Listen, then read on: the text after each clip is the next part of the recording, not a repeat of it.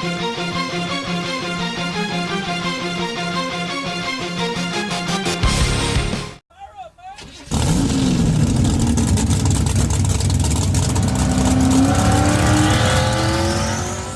up, guys? Welcome back to the channel. Welcome back to the shop. Today we are going to be continuing with the drag week drag and drive preparation, and that will include installing this trailer hitch on the back of this car.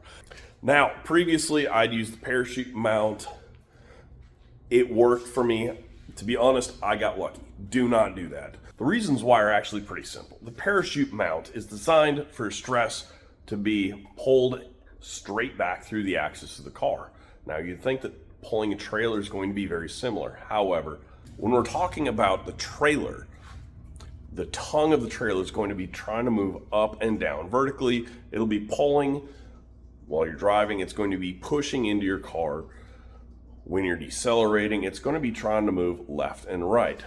In short, what I'm saying is that the stresses that the parachute mount are trying to resist are just completely different than what a trailer hitch is going to be.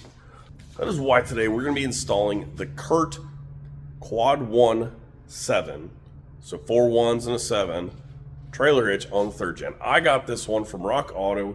It came with the receiver, came with the hardware pack. It's going to have 6 carriage bolts, 6 nuts, and 6 of these carriage bolt tabs. We'll call them that. It is also going to come with this guy. The only thing that's not going to come with is the actual ball.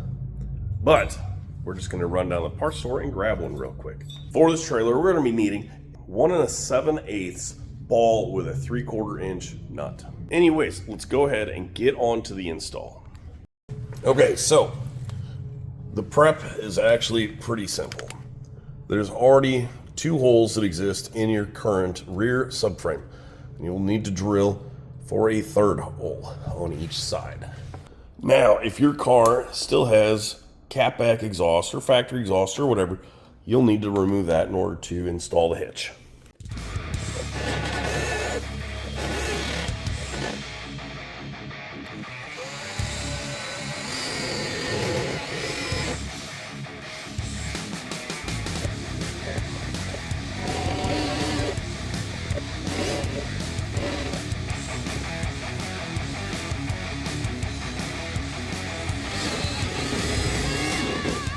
Now that we've got our holes enlarged for the carriage bolts to pass through, we're going to be using this invaluable tool for the install. It is called a fish wire, and that is going to help us pull the bolts and those plates through the subframe, through an axis hole that came there from the factory, so that we can install them in those 6 holes. The 2 that we drilled from scratch, and then the 4 that we already enlarged. They were already in there.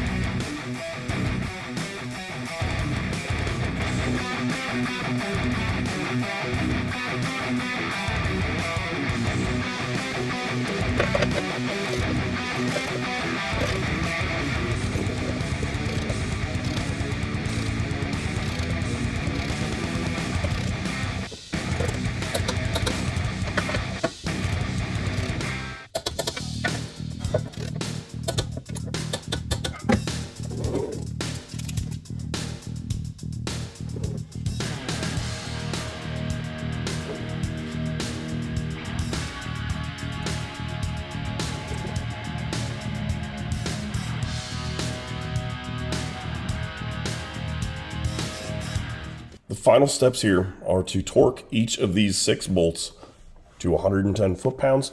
And then my final step is to mark each bolt and nut to the body with a paint marker.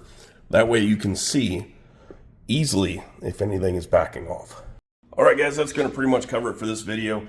Fairly straightforward install. If you still have a full-length exhaust, tailpipes, and all that, you'll go ahead and reinstall that. I'm going to go ahead and reinstall the ground cable that I had removed prior to the install, just so that the engine block and the battery are back connected.